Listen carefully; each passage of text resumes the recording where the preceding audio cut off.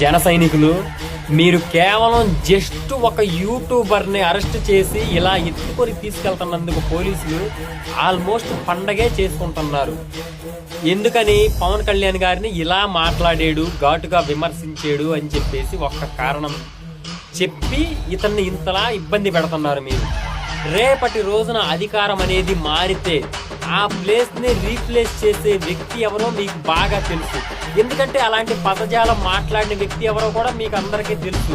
కాబట్టి ఈ విషయాన్ని గమనించి గుర్తుంచుకొని మనం ఇప్పుడు ఎంత అవహేళనగా మాట్లాడుతున్నామో ఆ ప్లేస్లో ఉన్న వ్యక్తిని, అంటే రేపటి రోజున ఆ ప్లేస్ని రీప్లేస్ చేసే వ్యక్తిని గమనించి గుర్తుంచుకొని దయచేసి పద్ధతిగా నడుచుకోండి. మీరు ఈ రోజు ఏదో అధికారం ఉంది కదా అని విర్రవీగి విచలవిడిగా మాట్లాడితే మాత్రం రేపటి రోజున మీరు ఈ రోజు ఎంతైతే సంతోషపడి ఆనందపడుతున్నారో అంతకి 1000 రెట్లు బాధపడతారు.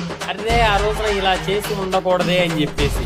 కాబట్టి మన నాయకుడి స్థాయికి తగ్గట్టు మనం బిహేవ్ చేయడం అనేది చాలా అంటే చాలా మంచిది.